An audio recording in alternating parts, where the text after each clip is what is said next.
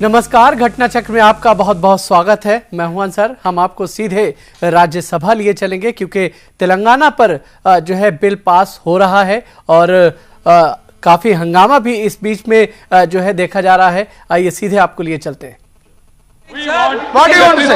If a minority government can bring 3-4 people to the well and say no vote, that is not democratic. You have to follow your rule is to ensure that there is order in the house and that the democratic right of the members of the house is upheld. That is your job as a chair.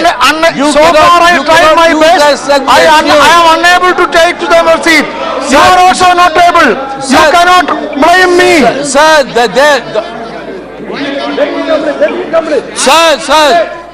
by the rule. Sir, if you are not going to have a division, in protest we want to walk out, sir. Yeah. We are going to walk out in protest because you are not allowing a division, and I want to register it being very undemocratic. I cannot allow division. That's very undemocratic. Some people are standing on the well. Very undemocratic. Now the motion, Sushil Kumar Kunde has moved the motion that will be passed. Motion moved that it will be passed. The question is that the bill be passed. Those in favor, please say aye. Those against, please say no. I think the ayes have it, the ayes have it, the ayes have it. The bill is passed. Oh, thank you, sir. Not today, not today. Not today. House is adjourned to meet tomorrow at 11 a.m.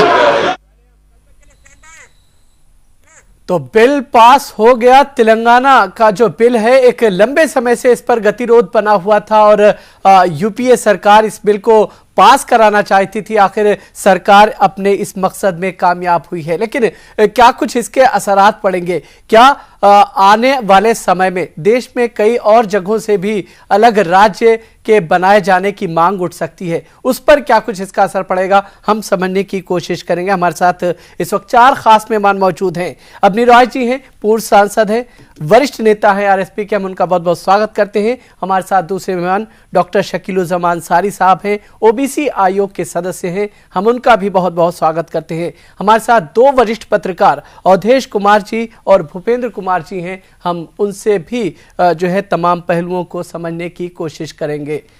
सबसे पहले अवधेश जी, आपसे जानना चाहेंगे, जिस तरह का हंगामा, जिस तरह की जो है स्थिति सदन के अंदर इस बिल को पास कराने के दौरान देखी गई, हालांकि कई इसके जो है पहलू हैं जिस पर बातचीत की जानी है, लेकिन इस चूंकि ये बिल पास हो चुका है और जिस तरह का आंध्र प्रदेश के अंदर माहौल बना हुआ है, कैसे उसे देखें? पहले तो ये पहली प्रतिक्रिया तो यह होगी कि आजादी के पहले और आजादी के बाद भारत ने राज्य बनाने के अनेक ऐतिहासिक अध्याय कायम किए हैं। उसमें आज एक अध्याय और जुड़ा है और भारत का 29वें राज्य के रूप में तेलंगाना का संवैधानिक रूप से उदय हो चुका है। अभी व्यवहारिक और राजनीतिक रूप से उसका उदय होना बाकी है, लेकिन संवैधानिक रूप से हो चुका है। तो जिन लोगों ने आजादी के पूर्व से ही तेलंगाना के अलग राज्य की मांग की थी और उनके लिए जाने दी, ऐसे सैकड़ों लोगों ने 1943 से लेकर के और 2014 तक अपनी जानें दी हैं। उन सब को की अगर भावनाओं के आधार पर देखा जाए तो उन सब की कुर्बानी आज सफल हुई है।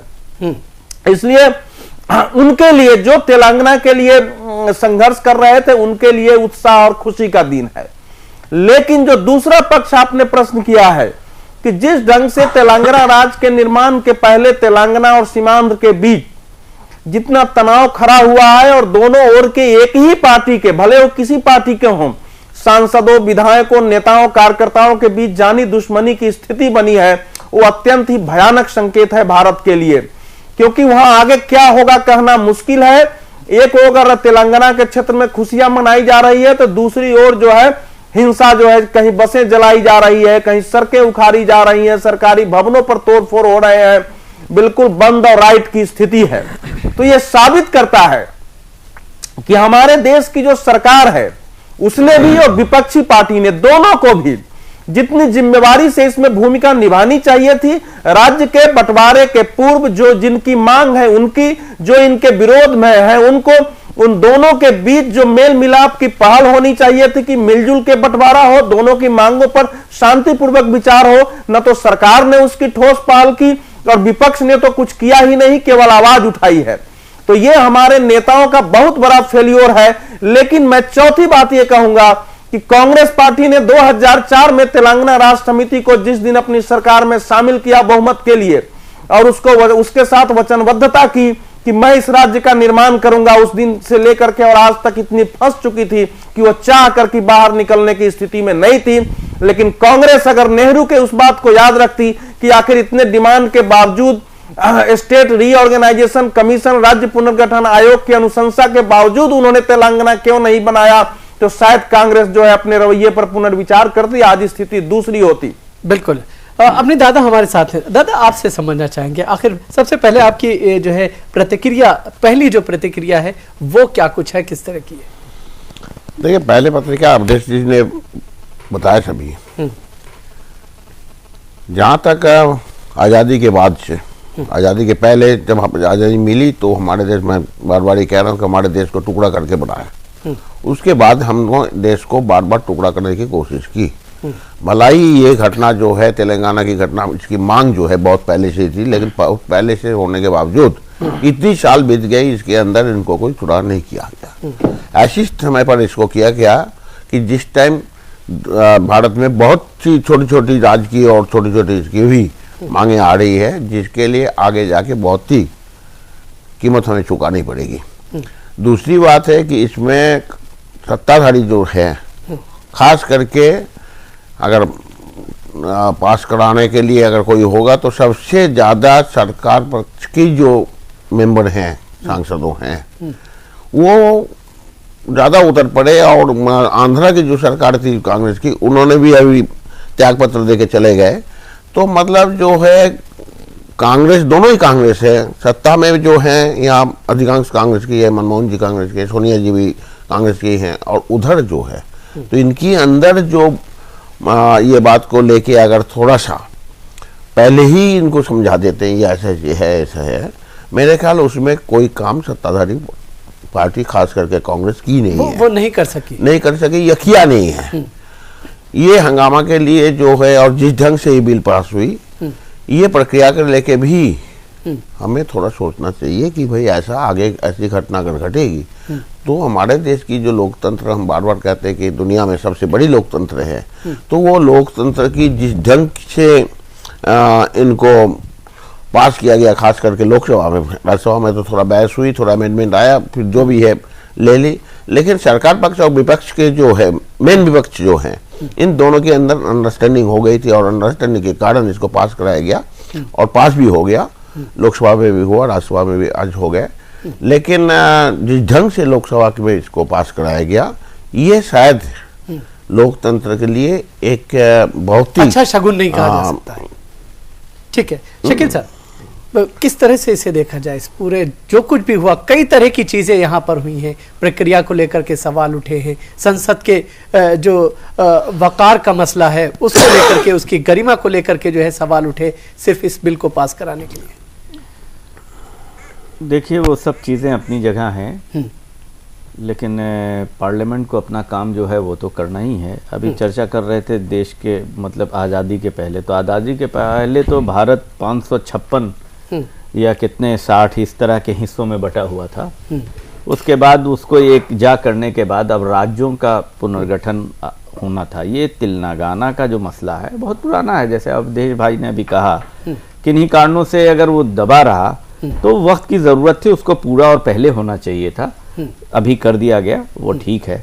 अब चूंकि जब भी क्राइसिस होगा, वहाँ पर कई राज्यों का जब अभी पिछले दिनों बंटवारा हुआ था, तो उसमें ये था कि आमने सामने कोई बिहार में के बंटवारा में भी आने की स्थिति हो सकती थी, लेकिन नहीं हुई थी, क्योंकि अब वहाँ भी वही सेम स्थिति है कि जो खनिज है और ये है वो है तेलंगाना में जाएंगे, और बाकी जो बचे हुए हैं आंध्रा में वो नहीं रहेंगे, जो एक मेन इशू है। लेकिन सवाल है कि जो जनता जहाँ रहनी चाहती है वहाँ उसको रहना चाहिए, वो बहुत पुराना मांग था। इसलिए हम समझते हैं कि ये बिल जो है समय या जो भी पार्लियामेंट्री सिस्टम के अनुकूल जो आप कह रहे नहीं है, सबके बावजूद ये बिल को पास होना चाहिए था, और बहुत अच्छा है। इसके लिए हम समझते हैं कि बधाई के पात्र हैं जो लोग बिल पास। धर्मानी जी, क्या कुछ प्रतिक्रिया आपकी है? देखिए, मुझे ये लगता है कि जो बात अभी तक आई है सामने कि पुरानी डिमांड है, ये तो सभी मान रहे हैं, पुरानी डिमांड है, और अलग अलग दलों ने इसका वादा भी किया है। परंतु प्रश्न ये है कि अब क्यों, जब आखिरी सत्र है तभी क्यों, और ऐसी स्थिति में क्यों लाके खड़ा किया गया कि जब जो अवधेश भाई ने बात कही कि इस लेवल तक सांसद आ जाएं, मारपीट तक आ जाएं, और इतना अव्यवस्थित संसद हो जाए कि आपको लोकसभा की कार्रवाई लाइव दिखाते दिखाते बंद करनी पड़े, और आज जो कुछ हुआ आपके सामने है। मुझे यह लगता है कि कहीं ना कहीं संसद की गरिमा को ठेस पहुंचाने की जो स्थिति आई है, उसके लिए शुद्ध राजनीति और पूरी तरह से इसका जो राजनीतिक गणित है उसको लेकर जिस प्रकार की ये कार्रवाई कांग्रेस ने की है, उसका खमियाजा कांग्रेस को आंध्र की सरकार ने इस्तीफा दे दिया, वहां के मुख्यमंत्री ने प्राथमिक सदस्यता इस्तीफा दे दिया। इससे बड़ा और विरोध क्या हो सकता है कि उन्हीं के दल के और आंध्र प्रदेश के विधानसभा ने उसको पूरी तरह से रिजेक्ट कर दिया। मुझे यह लगता है कि इसके ऊपर एक नेगोशिएशन, बातचीत, एक जो धरातल तैयार किया जाना चाहिए था, जो एक राष्ट्रीय नेतृत्व का कर्तव्य बनता है कि आपस में जो भी राज्यों का पुनर्गठन हुआ है, पहले भी हुआ है, और उसमें कहीं पर भी किसी भी प्रकार का आज तक विवाद इस तरह का नजर नहीं आया जिस प्रकार का अब नजर बिल्कुल आया। सहमति बनाए तो जाने मुझे की लगता है जरूरत कि थी। सहमति बनाकर अगर इसको वो नहीं बन सकता था ना, शुद्ध राजनीति, अगर सहमति ही बनती तो बहुत शैलेंद्र भाई, मैं आप मेरे को बोलने दीजिए, आप बोल रहे थे, मैंने कुछ नहीं कहा। एक मिनट, मेरे को अपनी बात कहने दीजिए। मना थोड़ी कर मेरा रहा ये हूं। कहना है कि आप इस पे सहमति बनाने का प्रयास कहां किया, किसने? थोड़ा टोक टाक से ठीक है, आपको क्यों ठीक है, तकलीफ एक- होती है? नहीं, मुझे अवधेश जी, अवधेश जी, मुझे ये काम असल पत्रकार करते हैं, जी, इनका इसी बात का ऑब्जेक्शन है। कोई बात नहीं, इसके आगे कुछ से और टोक टाक पहलुओं नहीं को होगा। समझेंगे, नहीं, थोड़ा इसके- टोक टाक के बगैर तो इसके और भी पहलुओं को नहीं है। समझेंगे। सवाल एक छोटे से ब्रेक का समय है, ब्रेक के बाद जल्द वापस लौटते हैं।